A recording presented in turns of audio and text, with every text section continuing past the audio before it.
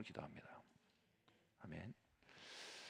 우리 제목이 가능할까요? 제가 제목을 함께 읽겠습니다. 시작. 은혜 아래서 훈육하기. 네, 말씀을 읽겠습니다. 민수기 말씀입니다. 시작. 모세가 그의 손을 들어 그의 지팡이로 반석을 2번 치니 물이 많이 솟아나오므로 회중과 그들의 짐승이 마시니라. 여호와께서 모세와 아론에게 이르시되 너희가 나를 믿지 아니하고 이스라엘 자손의 목전에서 내 거룩함을 나타내지 아니한 고로 너희는 이 회중을 내가 그들에게 준 땅으로 인도하여 드리지 못하리라 하시니라. 아멘. 여러분, 모세가 이 본문에서 굉장히 어려운 상황에 놓여 있었어요. 이 본문에서 모세가 그 누이 미리암이 죽은 후입니다. 그러니까 누이 미리암은 누구냐면 그가 광야에서 정말 어렵게 출애굽하며 이 백성들을 인도할 때 가장 가까이서 뒀던 조력자였어요.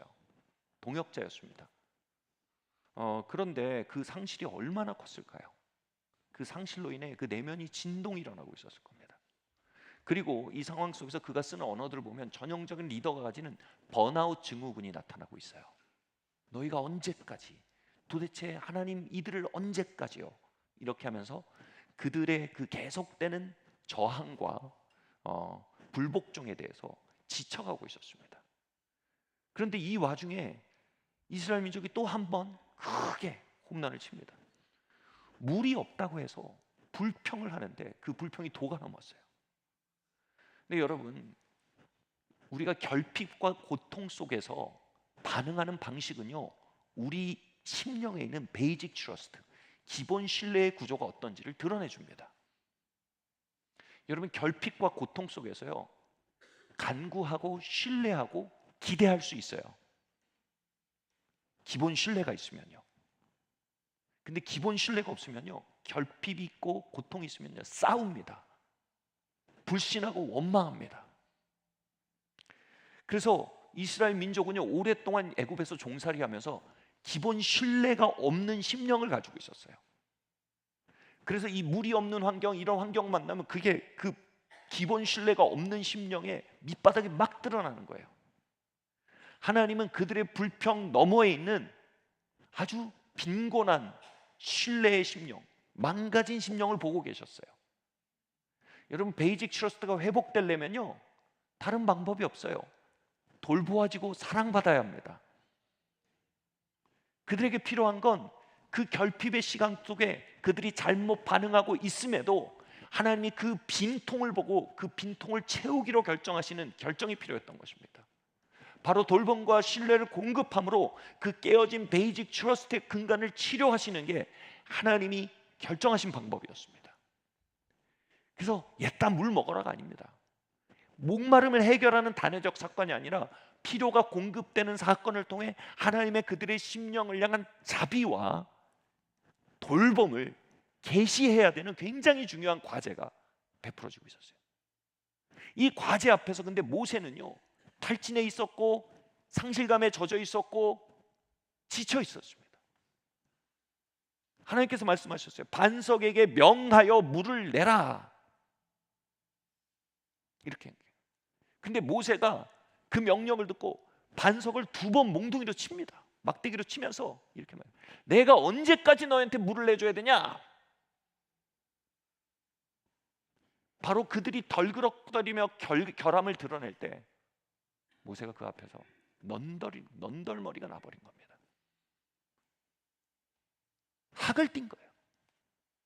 그리고 하나님께서 그들에게 자비와 사랑을 계시하셔야 될 순간에 그는 자신의 분노와 불안정을 드러내므로 하나님의 영광을 드러내는데 실패한 것입니다. 신기한 건 뭐냐면 물은 터집니다. 그들 물 먹고 해갈했어요. 근데 진짜 중요한 문제가 생겼어요. 뭐냐면 그들이 마음속에 은혜와 사랑과 돌봄을 공급받아서 하나님에 대한 관계가 이제 라포라 그러죠. 기본 신뢰가 형성될 수 있는 기회를 뺏긴 거예요. 모세의 실패 때문입니다. 하나님 이 일로 인해 모세가 가나안 땅에 들어가지 못할 거라는 어마어마한 이야기를 하십니다. 모세 입장에 보면 너무한 얘기로 들려요. 그럼에도 불구하고 이 이야기의 시사점은 명료합니다. 우리 입장에서 아무리 힘들고 또 대상이 아무리 잘못된 반응을 계속하고 있을지라도 바로 누군가의 결함과 잘못이 반복적으로 드러나고 나도 그것을 넌더리가 날 정도로 지쳐 있을지라도 그 순간에 하나님의 자비와 은혜를 계시하는 일은 대단히 중요한 일이라는 사실입니다. 바꿔 말하면요, 우리가 징계를 할 때에 하나님의 은혜와 자비가 드러나는 방식으로 징계해야 한다는 대단히 중요한 시사점을 가지고 있습니다. 아멘.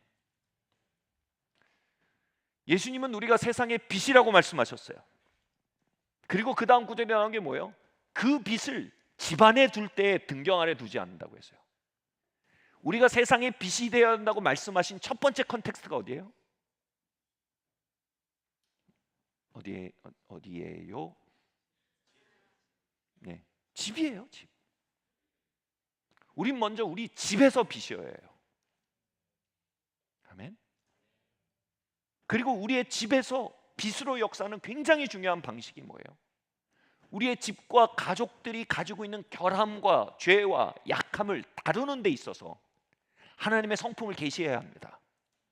거기서 내 밑바닥을 드러내지 않는 것입니다. 나의 분노로 하나님의 성품을 가리지 않는 것입니다. 우린 그 일에 있어서 쉽게 익스큐즈합니다. 핑계를 댑니다. 내가 컨디션이 너무 안 좋았다, 내가 너무 지쳐 있었다, 또는 뭐예요? 20년째 똑같이 저러는 꼴 내가 언제 어떻게 보냐. 다양한 이유가 있습니다. 그런데 민수기는 뭐라고 얘기합니까? 그 일에 있어서 실패를 가벼이 여기지 말라는 것입니다.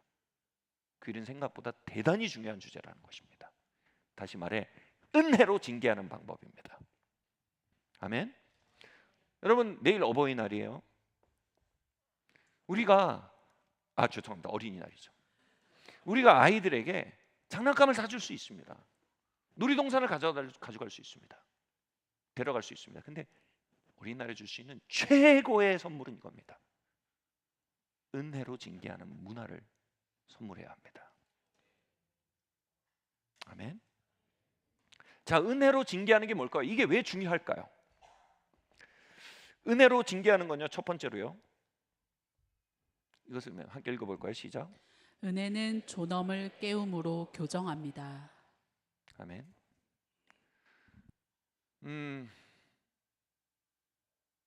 2년 전에 저희 아이들이 저희 품을 떠나서 이제 유학을 가는 날이었습니다. 이제 헤어지는 나머지 마지막 2분이 남았어요. 18년 동안 그야말로 곁에 두고 살았어요. 아이들이 저희가 만든 어린이집, 저희가 만든 초등학교, 저희가 만든 중학교, 고등학교를 졸업했어요. 저랑 같이 출근하고 저랑 같이 퇴근했어요. 점심시간에 지치면 제 방에 와서 쉬었어요. 그리고 복도에서 만나면 막 인사하고 하이파이브하고 그렇게 지냈어요. 근데 그 아이들이 이제 18년 만에 제 곁을 떠나는 겁니다. 어마어마하게 감정적인 순간이자 또 지난 18년의 양육의 한 시즌을 마무리 짓는 결론의 자리였습니다. 근데 그 자리에서 제 안에 굉장히 큰 고통이 올라왔습니다. 제가 할 수 있는 말은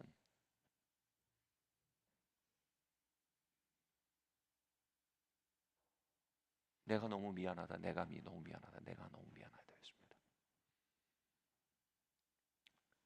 저는 부분적으로 성령의 비추심이라고 생각합니다. 저의 실패의 역사가 보였어요. 아이의 잘못과 연약과 죄에 대해 비은혜로 반응한,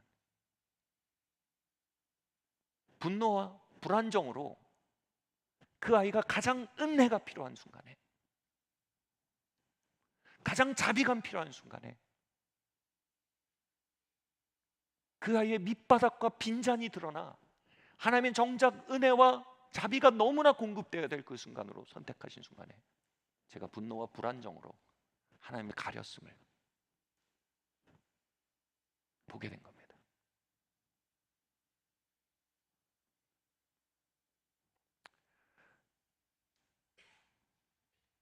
저의 훈육 방법에 있어서 큰 대척점에 서 있는 이야기를 제가 shame to honor, 그러니까 수치에서 존중으로라는 가르침을 강력하게 설교하신 우리 피터 잭슨 목사님이 오셔서 설교했을 때 했던 그 이야기를 통해서 그 대척점을 제가 보게 됩니다. 이런 이야기를 들었어요. 그분이 이런 얘기를 했었어요. 아프리카의 한 어떤 부족이 아이를 양육하는 방식이라고 합니다.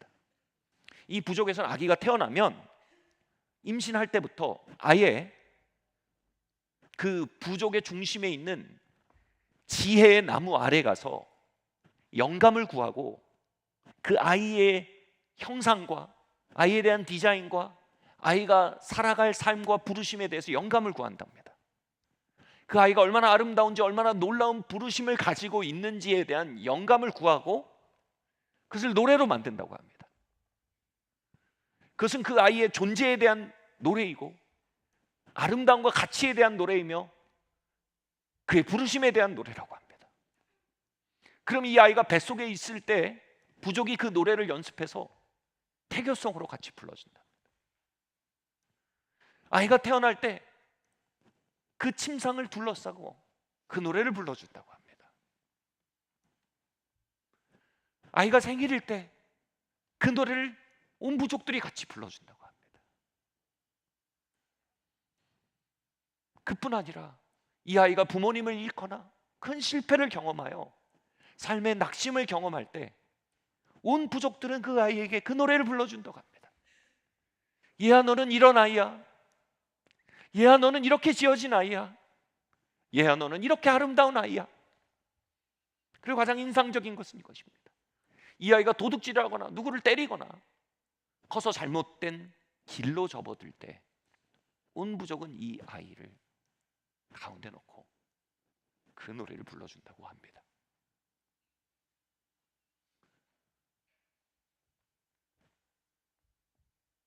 그 아이가 어떤 모습으로 지어진 아이인지, 얼마나 찬란한 가치를 가진 사람인지, 그 존엄을 불러일으키는 노래를 불러줌으로 그의 삶이 궤도에서 벗어나지 않도록, 어려움을 이겨나가도록, 유혹을 이겨나가도록 힘을 불어넣어 준다는 것입니다. 이것은 은혜에 기초한 교정의 아주 완벽한 예와 같습니다. 찰스 스퍼전이 말한 아주 중요한 명제가 있습니다. 바른 믿음은 바른 삶을 산출합니다. 이 부족은요, 한 아이가 바르게 살아가기 위해 자신에 대한 바른 믿음을 가져야 함을 꿰뚫고 있었습니다. 그리고 그 아이의 바른 삶이라는 열매를 맺게 하기에 끊임없이 그 아이의 뿌리가 되는 바른 믿음이라는 뿌리를 양분을 공급하고 풍성하게 만들며 그 뿌리가 건강하게 만들기 위해 총력을 쏟아부은 것입니다. 행동은 열매입니다. 뿌리는 믿음입니다. 아멘. 영성신학자인 토마스 키팅은 이렇게 말했습니다. 진짜 변화는 내가 누구인지 기억해내는 고요한 사랑에서 시작된다. 진짜 변화는 내가 누구인지 기억해내는 그 지혜의 나무로부터 울려나오던 그 노래, 나의 삶과 나의 존재의 뿌리를 향해 지혜의 나무로부터 울려나오던 그 노래를 기억하는 곳에서 진정한 변화가 시작된다는 것입니다. 아멘.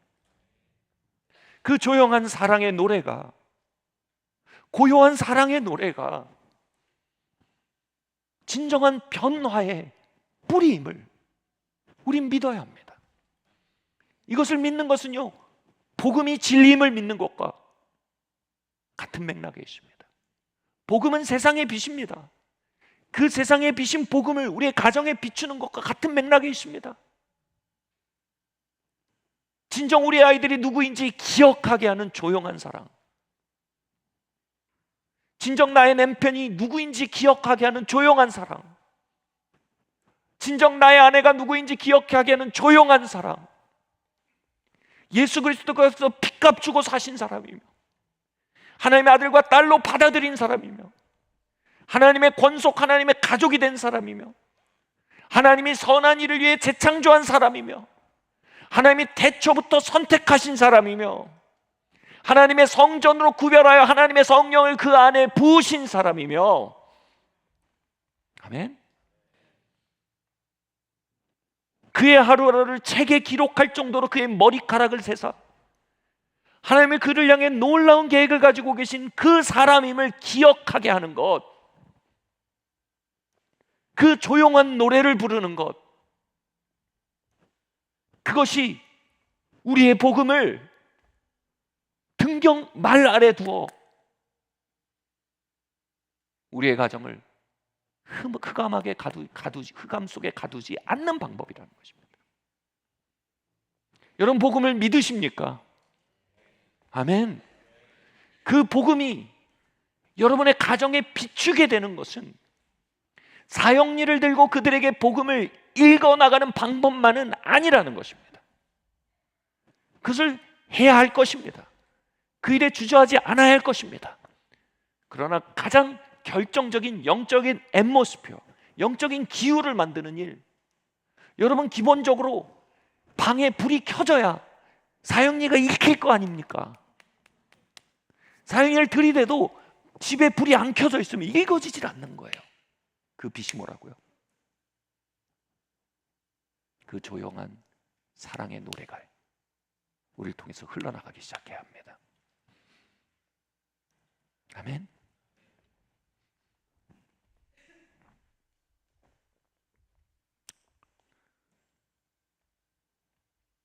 저희 사역팀 중에 한 분의 이야기입니다. 어렸을 때 수학 문제를 초등학교 1학년 때 풀지 못했다고 합니다. 그런데 그때 그 선생님이 이 아이를 들고 화장실에 들어가서 거꾸로 들었대요. 그리고 재래식 변기 위에서 위협을 했다는 겁니다. 똑바로 하지 않으면 처박아 버리겠다는 겁니다. 부끄러움과 두려움을 준 거예요. 놀라운 건 뭔지 아세요? 정도의 차이는 있지만 우리는 부끄러움과 두려움을 주면 대상이 개선될 거라고 믿고 있다는 겁니다. 이건 거대한 거짓이고 거대한 신화입니다. 판타지입니다. 그 일을 통해 실상 무슨 일이 벌어질 거예요? 이 소년에게 완전히 얼어붙은 겁니다. 그 뒤로 책을 펴면 머리가 굳어버립니다. 교실에 앉으면 머리가 굳어버립니다. 그 수학 선생님 만나면 머리가 돌아가겠습니까? 수치와 두려움 때문에 얼어붙어 버리는 겁니다. 이렇게 짧은 시간에 실수와 실패일 수 있는 기간을 수치와 두려움은요, 그의 수십 년의 마비와 수십 년의 실패로 확장시킨 것입니다. 저희가 20대 때 같이 예배하고 기도하다가 그 예배와 기도 가운데 성령께서 너무나 임재하시는데 제 마음속에 그분을 향한 그 일을 겪은, 제가 그 일을 몰랐어요. 무슨 일인지 전혀 몰랐어요. 근데 이 말이 마음 예배 속에서 너무 막 차오르는 거예요. 그래서 제가 얘기했어요. 형님 되게 총명한 사람이세요. 그거 아세요? 되게 총명한 사람이에요. 하나님 그 총명함 사용하실 거예요. 제가 후에 알았는데 그 형제님이 그 얘기를 듣는 백그라운드가 그랬던 거예요. 한 번도 생각하지 못했던 거예요. 자기가 총명하다는 거. 그리고 그 일은요, 그 형제님의 삶에 조용하고 강력한 변화를 일으켰다고 합니다. 미뤄뒀던 공부를 마치게 되고요. 그리고 지금도요, 우리가 이 사역에서 건물을 얻고 또 이전하고 이 과정에 수많은 이슈가 발생합니다. 그래서 최일선에서 그 문제를 풀어내고 유연하게 또 단호하게 되게 창의적으로 응답하며 풀어내는 사람이 바로 이 형제님이에요. 하나님 그를 사용하신 걸 제가 봐요. 하나님이 그를 지으신 형상을 보는 겁니다. 그 형상이 미처 꼽히기 전에, 그 형상이 나타나기 전에 수치와 두려움은요, 그것을 얼어붙게 만들어버린 거예요.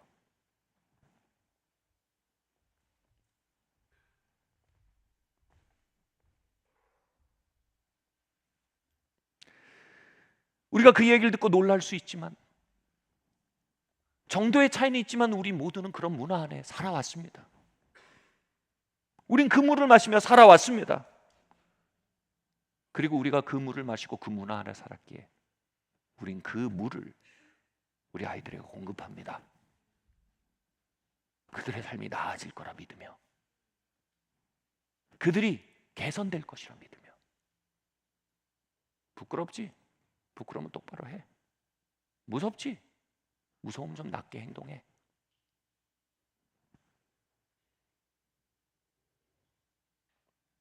여러분, 이 악의 사이클을 깨뜨리는 영적 능력이 이것입니다. 토마스 키팅이 말한 조용한 사랑의 노래입니다. 그들이 누구인지 태초에 하나님이 그들을 지으며 부르셨던 그 노래, 그 노래는 오늘도 십자가의 나무를 통해 성령님의 음성으로 우리에게 들려질 수 있습니다. 아멘. 우린 그 노래를 배워야 합니다. 우린 그 노래로 교정해야 합니다. 우리는 그 노래가 울려나는 공동체를 만들어야 합니다. 우린 율법이 아닌 은혜의 능력을 믿어야 합니다. 아멘.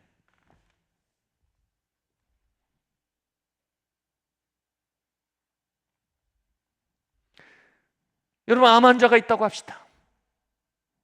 이 암 환자를 즉시 수술하지 않으면 죽을 수 있다라는 그 위험 앞에서 중요한 건 수술을 해야 된다는 사실만이 아니라 어떤 사람이 그 수술을 할 것이냐도 중요합니다. 어떤 방법으로 그 수술이 진행될 거냐도 중요합니다. 만약 그 암 수술을 하는데 연쇄살인범이 시칼을 들고 와서 화장실에서 그 종양을 제거하겠다고 나서면 여러분, 아이를 맡기시겠습니까? 그 일이 아까 그 형제님에게 벌어진 거예요. 그리고 때론 그 일이 우리를 통해 벌어집니다.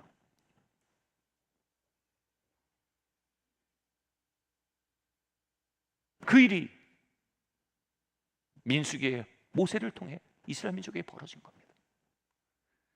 이 지긋지긋한 놈들아, 내가 너희를 위해 언제까지 물을 내랴.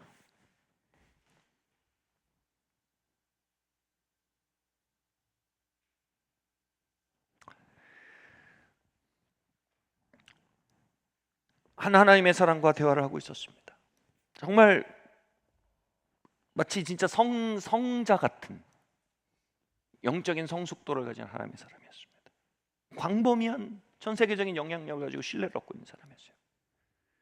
저희 교회에 와서 컨퍼런스 하게 됐는데 그때 저희 아이가 제 버튼을 눌렀어요. 오랜 어떤 그 오랜 서사를 가진 문제를 또 이렇게 그때 항상 그런 중요한 일이 있을 때 내가 언제까지 이걸 막 이런 마음을 불러일으켜 막 너무나 마음이 복잡했어요. 묻더라고요. 왜 얼굴이 안 좋다고. 그래서 사실은 이런 일이 있다고. 그래서 물었어요. 당신은 아이를 어떻게 훈육했습니까? 그러니까 그분이 이렇게 얘기하더라고요.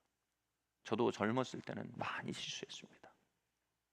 근데 내가 아이들을 절대로 분노로부터 훈육하지 않기로 결정했습니다. 먼저 문제가 보이면 저는 방에 들어가서 문을 잠근다.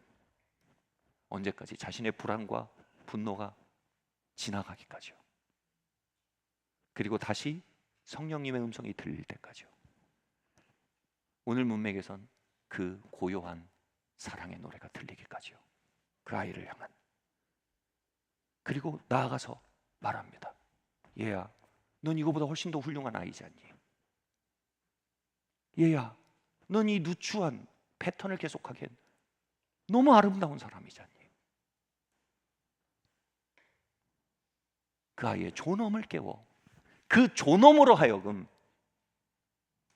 누추함을 벗도록 격려하는 일을 배워가기 시작했다는 겁니다. 무슨 말입니까? 훈육의 자리에 식칼을 든 연쇄살인범이 찾아올 때 그를 식별하고 내보내기 시작한 겁니다.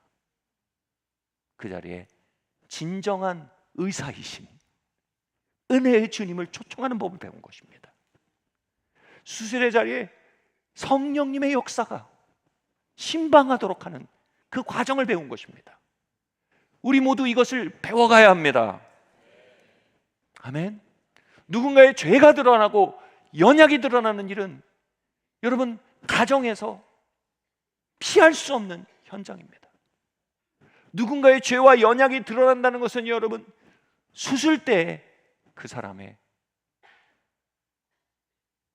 있는 모습 그대로의 환부가 드러나는 것 같습니다. 그때 율법의 영이 와서 우리에게 말합니다. 내가 이거 수술해 줄게. 내가 이거 고쳐 줄게. 우린 그에게 오랫동안 수술대를 맡겨왔을지 모릅니다. 그러나 우리는 하늘의 문화를 배우기 시작해야 합니다. 그 수술대를 성령님께 맡기는 법을 배워야 합니다. 그 식칼든 연쇄살인범이 우리의 가정에서 떠나게 하기 위한 영적 싸움을 시작해야 합니다. 아멘. 같이 말할게요. 예수님의 이름으로 나의 가정에서 정죄와 수치가 우리를 개선시키게 되겠다고 나설 때 그것을 향해 노라고 말할 분별력을 부어주십시오. 같이 말할까요? 사단아, 너는 거짓말장이이다.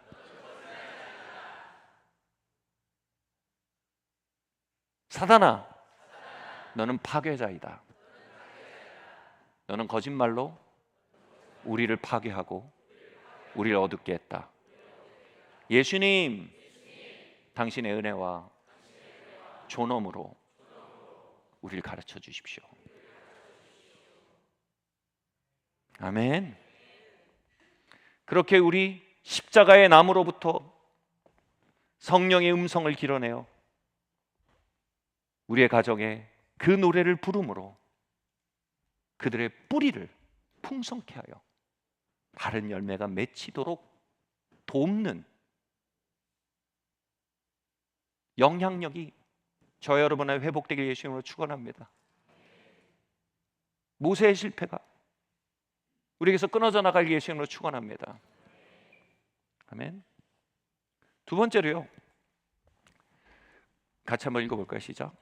은혜는 부정적인 감정을 공감함으로 교정합니다. 아멘. 여러분 잘못된 태도, 잘못된 말, 잘못된 선택, 잘못된 습관 너머에는 부정적인 감정이 있습니다. 부정적인 감정이 바르게 다루어지지 않으면 죄로 출산되거나 파괴로 출산됩니다.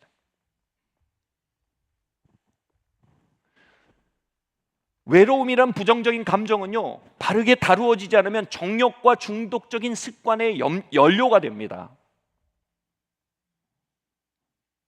배신감과 낙심이란 부정적인 감정이 다루어지지 않으면 자기 학대와 폭력적인 언행의 뿌리가 됩니다. 고통과 분노가 바르게 다루어지지 않으면 쓴마음과 원망의 태도의 연료가 됩니다. 핵심은 이것입니다. 태도와 죄와 잘못된 습관은 교정되어야 하고 바뀌어야 합니다. 그런데 그 너머에 있는 부정적인 감정들은 반드시 경청되고 공감돼야 합니다. 여러분, 부정적인 감정은 죄가 아닙니다. 부정적인 감정은 나쁜 게 아닙니다. 부정적인 감정은 인디케이터입니다. 우리의 영혼의 상태를 드러내주는 출력 장치입니다. 부정적인 감정과 인간의 감정을 존중하지 않는 것은 한 영혼을 존중하지 않는 것입니다. 아니, 목사님, 우리 믿음으로 살지 감정으로 살지 않는다고 배웠습니다. 이것은요, 믿음으로 감정을 바르게 핸들링해야 된다는 얘기이지 믿음으로 감정을 부정해야 된다는 얘기가 아닙니다. 감정은 순화되어야지 억압되면 안 됩니다. 억압된 감정은 언제나 폭발하거나 타락하거나 썩어 문드러지는 경향을 갖게 됩니다. 부정적인 감정은 믿음에 의해 순화되어야 합니다. 순화의 과정은 이겁니다. 첫 번째로 공감되어야 합니다. 두 번째로 대화되어야 합니다. 공감되고 대화된 감정은요, 이렇게 객관화가 됩니다. 다시 말해 내가 거기에 사로잡히지 않아요. 객관화가 되면 뭐예요? 그 감정을 다스릴 수 있게 됩니다. 우리에게 믿음의 영은요, 예수님은요, 은혜의 영은요, 우리에게 찾아와서 감정을 배격하지 않으십니다. 그건 율법이고 종교입니다. 아멘. 우리 안에 있는 은혜는요, 우리의 부정적인 감정을 경청하고요, 공감하고요, 그것을 말할 수 있게 하고요,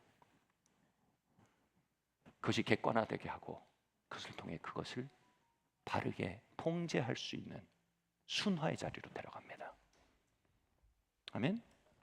자, 다니엘 시겔이라는 사람이 이렇게 얘기했어요. 같이 한번 읽어볼까요? 시작. 부모가 아이와 오른쪽 뇌에서 오른쪽 뇌로 연결될 때 아이는 내가 이해받고 있다는 깊은 감정을 느끼게 됩니다.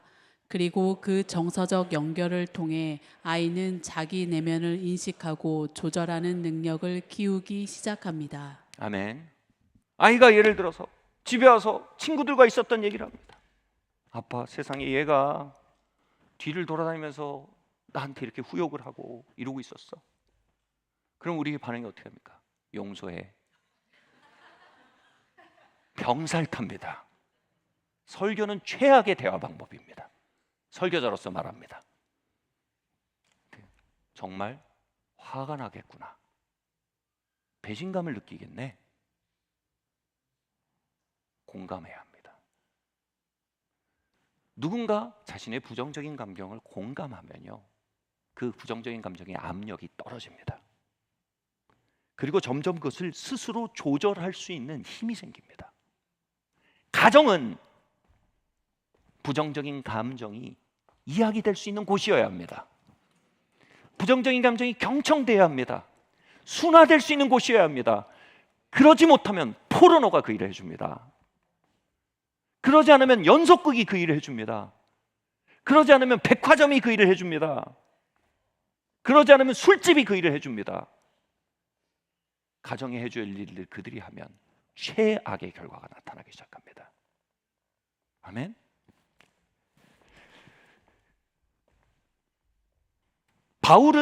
다윗은 복수심, 외로움, 배신감, 두려움, 절망감이라는 부정적인 감정을 가지고 하나님의 보좌 앞에 나아가서 그 이야기들을 만남의 재료로 쓰고 그 이야기들을 시편의 재료로 만들었습니다. 예배의 재료로 사용했어요. 어떻게 부정적인 감정이 파괴의 기회가 아니라 만남의 기회가 될 수 있었을까요? 친밀함의 기회가 될 수 있었을까요? 어떻게 우리의 부정적인 감정은 보좌로 인도될 수 있을까요? 히브리서 한번 말씀 보겠습니다. 시작. 우리에게 있는 대제사장은 우리의 연약함을 동정하지 못하실 리가 아니요 모든 일에 우리와 똑같이 시험을 받으신 이로되 죄는 없으시니라. 그러므로 우리는 긍휼하심을 받고 때를 따라 돕는 은혜를 얻기 위하여 은혜의 보좌 앞에 담대히 나아갈 것이니라. 아멘. 여기서 우리가 때를 따라 돕는 은혜, 영어 성경 in the time of need 바꿔 말하면 뭐냐면 우리가 부정적인 경험을 할 때입니다. 우리가 부정적인 경험을 할 때 그것이 포르노로 이어지지 않고, 삶의 부정적인 경험을 할 때 우리가 그것을 모든 것에 대해 비난하고 비아냥거리는 어긋난 마음으로 흐르지 않고, 그것이 주님의 보좌의 경험으로 이어지게 하는 길에 대해서 뭐라고 말합니까? 이렇게 말합니다. 우리의 대제사장을 인식하는 겁니다. 예수님이 여보세요, 체휼하신대요. 체휼이라는 건 뭐냐면 동일시하신다는 거예요. 심파티와 엠파티가 다르대요. 심파티는 뭐냐면 그 사람의 상태와 감정에 대해서 이게 심파티에 가까울 수 있어요. 엠파티는 뭐냐면 그의 상황과 감정에 대해서 동일시하는 거예요. 우리 예수님 뭐라고요? 우리의 부정적인 감정에 동일시하는 분이래요. 아멘.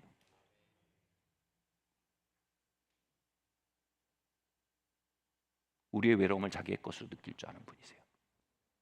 우리의 절망을 자기의 것으로 느낄 수 있는 분이에요. 예수님은 은혜의 인격화입니다. 여러분, 은혜는 강력한 공감력을 갖습니다. 아멘. 이걸 잘 보여준 일이 있어요. 예수께서 나사로의 장례식에 갑니다. 예수님은 부활로서 그 자리에 방문하셨고, 그 자리에 가득한 죽음을 몰아내고 생명과 부활의 역사를 일으키러 그 자리에 가셨어요. 예수님은 결과가 뭔지 알고 계세요. 그런데 그곳에 갔더니 사람들은 절망과 상실로 인해 울고 슬퍼하고 있었습니다. 예수께서 가셔서 이 믿음이 없는 자들아라고 얘기하지 않으셨습니다. 거기서 예수께서 뭐라고 하셨습니까? 성경 전체의 가장 짧은 구절이라고 말합니다. 영어로 두 문장입니다. 두 단어입니다. Jesus wept. 우리나라 성경에 예수께서 우셨더라. 우셨어요. 그 상실을 자기의 것으로 느끼셨어요. 그 절망을 자기의 것으로 느끼셨어요. 그리고 그들 앞에 아버지여, 내가 아버지께 이렇게 말씀드린 건 나 때문이 아니고 이들이 듣게 하기 위해서 하는 것입니다 라고 말씀하시며 그들의 부정적인 감정을 공감하고 아버지께로 그들을 데려갑니다. 그리고 나사로야 나오너라 말씀하시자 기적이 터집니다. 예수님이 이렇게 하는 걸 생각해 보세요. 야, 나는 부활이야. 너네 뭐 하는 거냐? 내가 옳다는 걸 내가 보여주고 너희가 틀렸다는 걸 보여줄게. 나사로야 나와라. 나사로야 겁봐라. 앞으로 그렇게 찐따같이 하지 마. 이게 아니었단 말이에요. Jesus wept. 우셨단 말이에요. 아멘.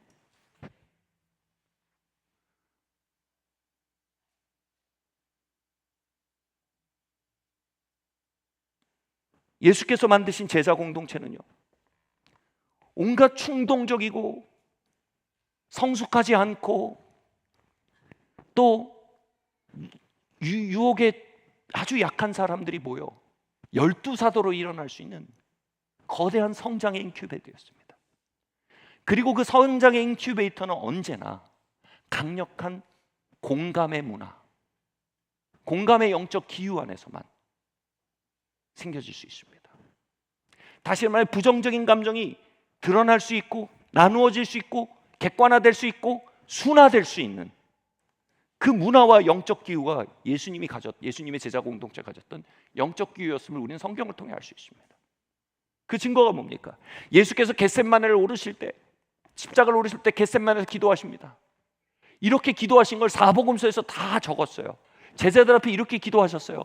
아버지여, 이 잔을 내게서 옮기소서.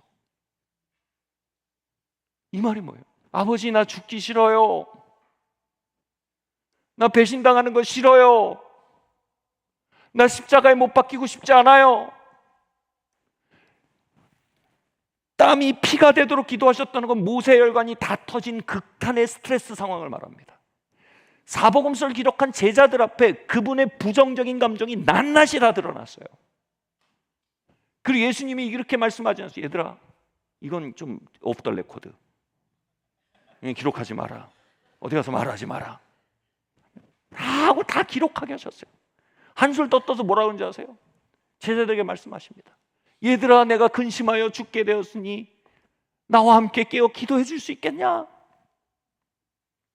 이 말이 약간 고체로 돼가지고 잘 감정이 전달 안 돼서 원문 그대로를 현대어로 바꿔봤어요. 한번 띄워주시겠어요? 같이 한번 읽어볼까요? 시작. 내 마음이 너무 무겁고 깊은 비탄에 잠겨 마치 죽을 것 같아. 제발 나와 함께 깨어 있어 주겠니? 여러분, 다니엘 마을 문화에 담임 목사인 제가, 성도 여러분, 제 마음이 너무 무겁고 비탄에 잠겨 죽을 것 같습니다. 제발 저와 함께 있어 주십시오. 난리가 날지도 모릅니다. 그만큼 이것은 우리의 문화인 문화 충격으로 가져오는 언어일 수 있습니다. 우리 구주 예수 그리스도가 가진 문화가 이거였습니다. 얘들아, 내가 너무 슬퍼서 죽을 것 같아. 그럼 나 너무 무거워. 제발 나랑 좀 같이 있어 줄 수 있겠냐? 예수 제자 공동체는요, 그 테이블 위에 부정적인 감정이 올라올 수 있는 공동체였어요.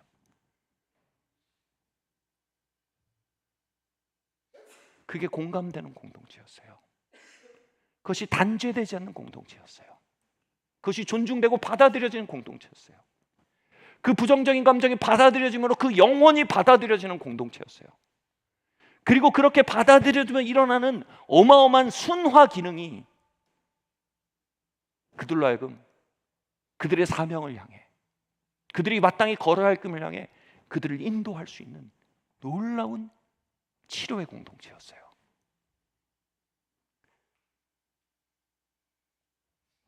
저와 여러분은 그 문화를 창조하기에 부름받은 사람들입니다. 아멘. 이 문화를 창조하기에 먼저 우리는 그 문화의 수혜자가 되어야 합니다. 오늘도 그리스도의 임재 주변에 이 문화가 가득합니다. 아멘.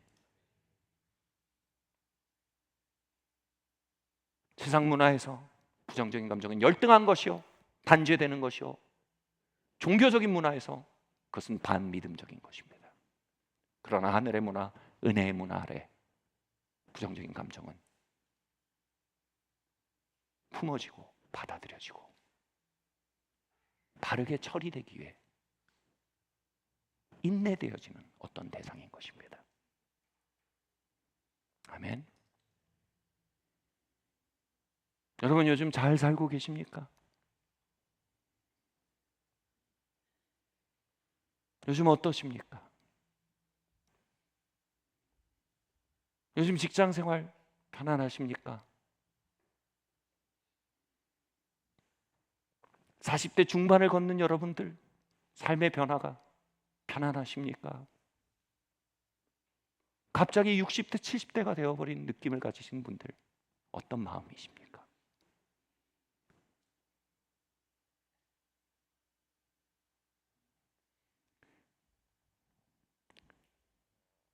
은혜는 우리의 부정적인 감정을 끌어안아 성령의 호흡 안으로 우리를 데려갑니다. 아멘. 마지막으로요, 함께 읽겠습니다. 시작. 은혜는 찬란한 소망을 줌으로 교정합니다. 말씀 읽겠습니다. 시작. 아브라함이 바랄 수 없는 중에 바라고 믿었으니 이는 내 후손이 이같이리라. 말씀대로 많은 민족의 조상이 되게 하려 하심이라. 그가 100세나 되어 자기 몸이 죽은 것 같고 사라의 태가 죽은 것 같음을 알고도 믿음이 약하여지지 아니하고 믿음이 없어 하나님의 약속을 의심하지 않고 믿음으로 견고하여져서 하나님께 영광을 돌리며 약속하신 그것을 또한 능히 이루실 줄을 확신하였으니. 아멘. 하나님이 아브라함의 터닝 포인트를 만들고 계세요. 근데 이 터닝 포인트의 내용을 보세요. 하나님이 아브라함한테, 야, 너 이러한 점은 진짜 잘못됐어. 이러한 것으로 바꿔야 될 것 같아 라고 말씀하지 않으셨어요. 아브라함에게, 아브라함아, 내가 너를 열국의 조상으로 만들 거야. 내가 너를 복의 근원으로 만들 거야. 아브라함의 의는 뭐였어요? 그걸 믿었어요. 그게 그의 의의 여정의 시작이었어요. 다시 말해 자신의 삶의 찬란한 부르심에 대해 믿기 시작한 거예요. 그 믿음은요, 그의 삶의 전반에 어마어마한 변화를 일으키는 내적 동력이 됐어요. 여러분, 내적 동력과 외적 동력이란 말이 있어요. 내적 동기는 내가 자발적으로 그 일을 하도록 나아가게 하는 것이고요, 외적 동기는 뭐냐면 눈치 보면서 두려워하면서 무언가를 억지로 하는 상태입니다. 수치와 두려움의 교정은요, 우리에게 외적 동력이 되지만 절대로 내적 동력을 못 줍니다. 그리고 내적 동력을 주는 것은 이것입니다. 우리의 찬란한 내일에 대한 확신입니다. 아멘. 바로 소망입니다. 소망에 대해 예스 하는 것입니다. 아브라함의 터닝 포인트는 소망에 대해 예스 한 것이었어요. 하나님 그것을 의로 여겼대요. 그것을 의의 뿌리로 여겼대요. 바꿔 말하면요, 찬란한 미래에 대해 노라고 말하는 것, 소망에 대해 노라고 말하는 것, 두려움과 염려 안에 위축된 마음으로, 소시민적인 마음으로 주저앉는 것은 의의 뿌리와 끊어지는 것입니다. 대학교 2학년 때, 신학교 2학년 때였어요. 대학교 2학년 때였어요. 여러 가지로 기도하고 말씀을 읽고 집회를 다니고 예배드리면서 제 마음에 다양한 통로로 이런 영감이 왔어요. 하나님이 이 땅에 성령의 강을 부으실 것이며 그 부흥의 역사의 일부로 나를 사용하실 거다라는 어떤 소망이 왔어요. 근데 제 마음에 이건 거예요. 이 소망을 내가 노하면 이것이 하나님을 굉장히 근심시킬 거란 생각밖에 안 들었어요. 그 소망이 이루어질 거냐 아닐까를 떠나서 그 소망을 말씀하고 계신 하나님을 존중해야 했어요. 그것은 거기에 예스하는 거였어요. 그래서 예 주님하고 믿었어요. 그러니까 그 소망이 제 마음속에 들어와서 이렇게 얘기할게요. 어마어마하게 친절하고 어마어마하게 효율적인 잔소리꾼이 됐어요. 제 삶 전반에 잔소리를 하기 시작하는 거예요. 근데 내적 동력을 주는 잔소리예요. 예를 들면 제가 수업을 참여하는 방식에도 잔소리를 하는 거예요. 제가 하루 시간을 운영하는 방식도 잔소리하는 거예요. 그 놀라운 미래를 향해서 내가 갈 수 있기에 내가 오늘 무엇을 해야 되는지에서 끊임없이 얘기하기 시작했어요. 그리고 그 미래를 소망할수록 이 일들을 기꺼이 할 수 있는 아주 작은 100가지불로 보이기 시작했습니다. 이 모든 위대하고 아름다운 찬란한 미래 앞에 지금 내가 걸어야 될 순종은 아주 진짜 최저가 90% 세일로 명품을 사는 것 같은 진짜 땡 잡은 느낌으로 그 모든 걸 해나가야 됐어요. 이게 뭐예요? 내적 동인입니다. 아브라함 안에 그게 있었어요. 하나님은 아브라함의 삶을 교정하실 때 어떻게 했어요? 큰 꿈을 불어넣으심으로 그의 삶을 교정하신 거예요. 아멘. 하나님은 여러분에게 찬란한 내일에 대한 소망을 주십니다. 하나님 여러분 사용하실 것입니다. 하나님 여러분을 통해 놀라운 일을 행하실 것입니다. 세상의 빛으로 하나님의 영광을 이 땅에 나타내기 원하십니다. 하나님 원하신 터닝 포인트는 이겁니다. 아멘. Yes and amen. 그럼 그 꿈은 여러분 안에 들어와 여러분을 다시 빚어가기 시작할 것입니다. 따뜻하고 효과적인 잔소리꾼이 되기 시작할 것입니다. 러브 애프터 메리지 세미나 우리 교회에서 2번 했었죠. 이것에 2번 하게 된 원인이 있어요. 2016년도에 제가 미국에 가서 거기 아내와 촬영하게 됐습니다. 일주일 동안 이 세미나를 하는데 그룹 액티비티가 많아요. 다시 말해 우리의 결점과 우리 결혼의 약점과 잘못된 경험들에 대해서 나누고 기도를 받고 또 상담을 받고 또 서로 미안하다고 얘기하고 용서하고 용서받고 이거 하는 자리예요. 근데 그걸 하려니까 그러니까 거대한 교정의 자리예요. 너무 지치는 거예요. 이걸 또 해야 합니까 하나님? 그렇게 기도하는데 하나님께서 제 마음에 주신 마음이고요. 아들아, 내가 꿈이 있다. 뭐죠? 나는 너희가 그냥저냥 잘 사는 어느 정도 잘 사는 부부가 아니라 이 땅에 회복된 부부의 친밀함이 무엇인지 시위하는 교제가 되길 바란다. 내가 너희를 회복된 부부의 모델로 이 땅에 제시하도록 너의 삶을 사용해도 되겠냐? 오, 생각만 해도 너무 좋은 거예요. 생각만 해도 마음이 너무 뜨거워요. 아, 그래. 그 부르심을 위해서라면 지난 세월이 해석이 되네. 그 부르심을 위해서라면 오늘 내가 이 변화의 길을 걸어야 될 이유가 너무나 납득이 되네. 제 마음에 큰 꿈이 들었어요. 하나님, 이 결혼이 많은 사람에게 소망의 근거이자 롤모델이 되기 바랍니다. 아멘. 그 마음이 딱 들어오니까요, 갑자기 세미나에 참석하는 마음이 180도 바뀌었어요. 뭘 나누자 그러면 제일 먼저 나눴어요. 잘못된 걸 얘기하자 그러면 제일 먼저 얘기하게 되는 거예요. 저를 다 열게 되는 거예요. 나를 고치시는 그 손길들이 너무 고마운 거예요.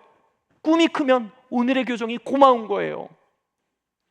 마침내 한국에 2번 그 러브 애프터 메리지 세미나를 우리 교회에서 러브 애프터 메리지 세미나 했잖아요. 그 과정 속에서도 제가 어떤 마음과 어떤 꿈을 가졌는지 베리하고 로리 그 사역자 부부가 알아요. 그러니까 저에게 교정을 주는 것이 그분들도 부담이 없어요. 왠 저한테 큰 꿈이 있다는 거 알거든요. 저에겐 그게 잔소리가 아니라 미래로 가는 굉장히 중요한 티켓인 거예요. 한 번은 식사를 하는데 아내랑 제 막내딸이랑 아내랑 베리하고 로리하고 식사를 딱 앉았어요. 앉았는데 제가 먼저 이제 제 막내딸을 안고 뽀뽀를 해줬어요. 그리고 아내 어깨를 이렇게 두르고 인사했어요. 근데 베리하고 로리가 이렇게 베리가 이렇게, 내가 한마디 해도 되냐고. 제가 하라고. 그러니까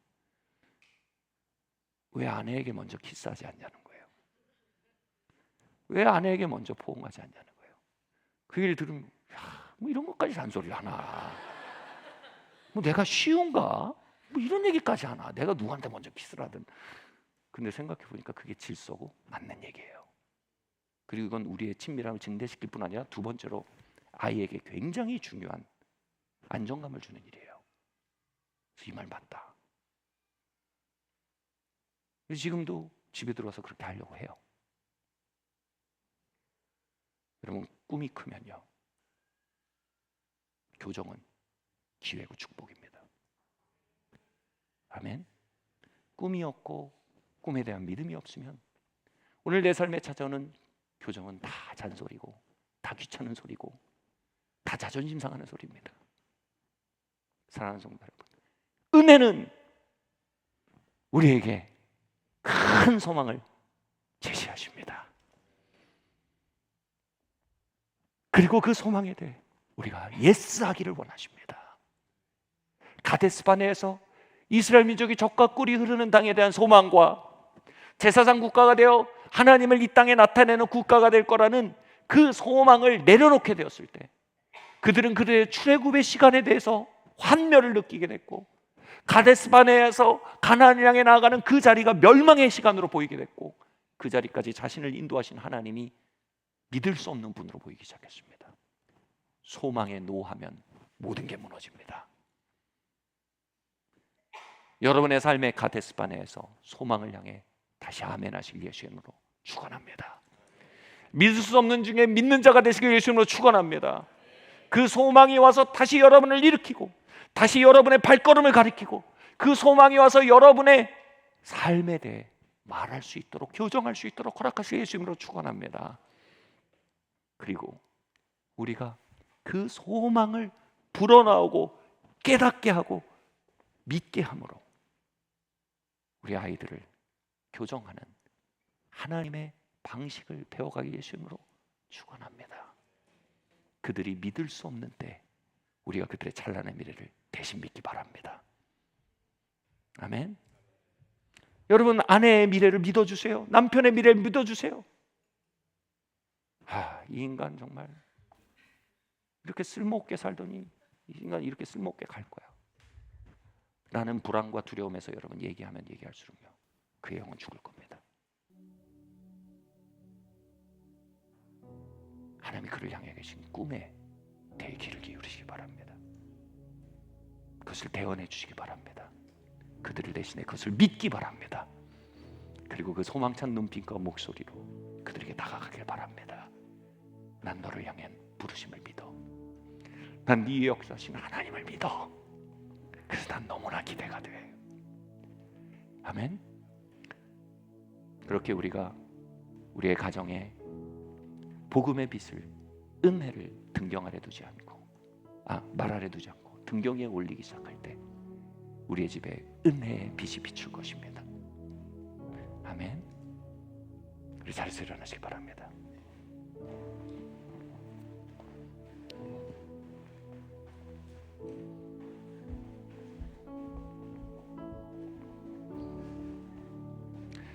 우리 먼저 기도하기 바랍니다. 혹시 사람의 죄와 연약이 드러나는 수술대 위에 식칼을 든 연쇄살인마가 그 수술을 집도하도록 문을 열어준 현장들을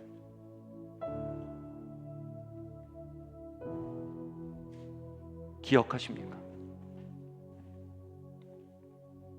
우린 그 현장에 대해서 회개함으로 변화를 시작할 수 있습니다. 하나님, 나를 고쳐주십시오.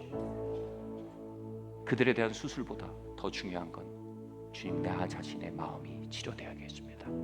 씻어져야겠습니다. 하나님, 이 땅을 덮는 두려움과 수치가 사람을 개선시킬 것이라는 이 거대한 신화가 내 안에서 깨어지길 바랍니다. 이 거짓말이 깨어지길 바랍니다. 주님, 우리가 누군가의 수술대 앞에서 은혜의 주님을 초청하며 고요한 사랑의 노래를 초청하는 사람이 되기 원합니다. 하나님, 은혜로 우리를 가르쳐 주시옵소서. 우리 함께 이 시간 기도하겠습니다.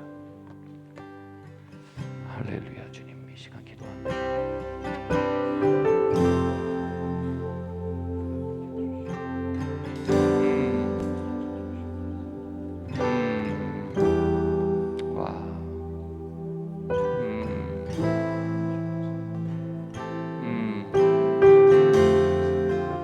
은혜의 강물이 흐르게 하세요.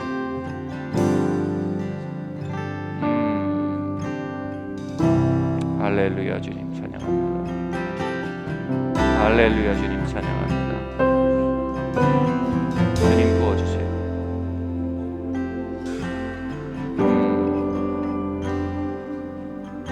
우리가 또한 기도합시다. 주님, 우리 안에 공감하시는 주님의 임재를 더욱더 나타내 주시길 원합니다. 우리의 연약함을 채울하시는 우리의 대제사장 예수 그리스도의 임재와 목소리가 우리를 통해 또 우리 안에 확대되게 하여 주시옵소서. 우리 함께 이 시간 기도합시다.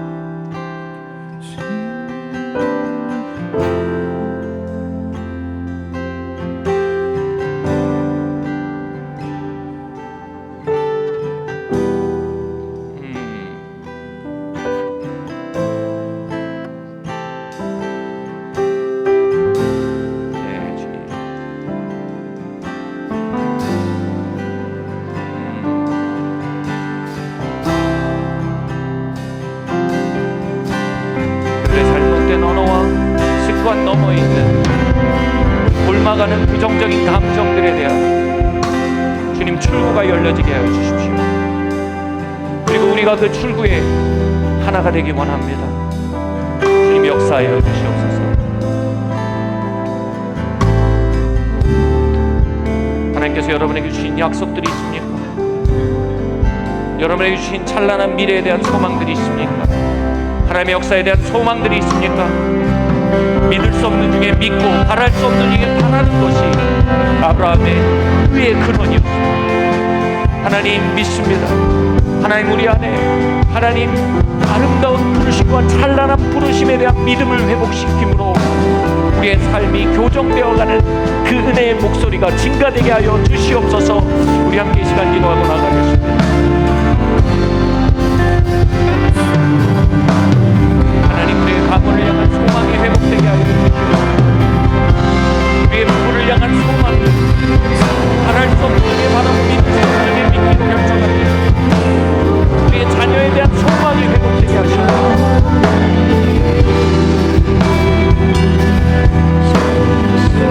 할렐루야.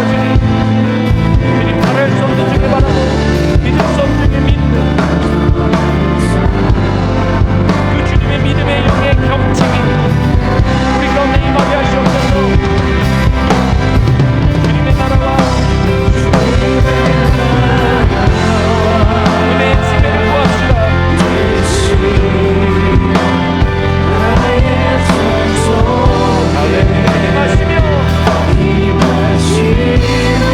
은혜로 지배하소서. 주님, 우리의 부부 생활을, 우리의 자녀의 안녕을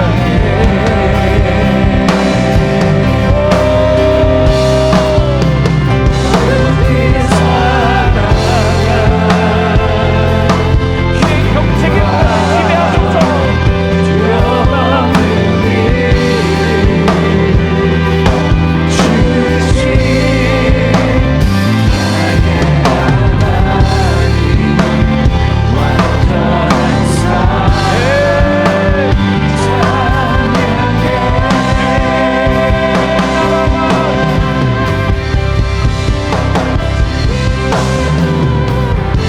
여러분, 은혜의 지배를 구하세요.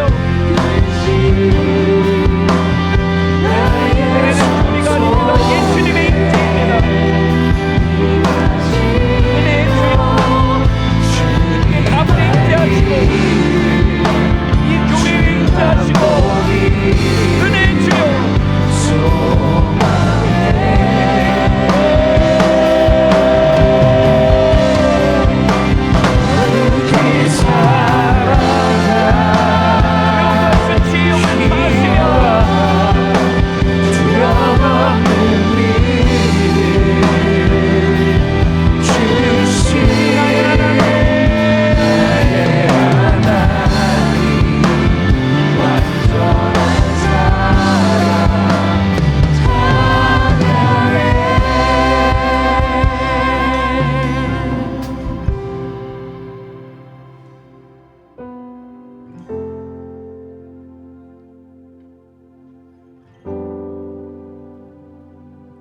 주님이 상실과 번아웃과 계속되는 결점을 보는 것으로 인한 피로감들,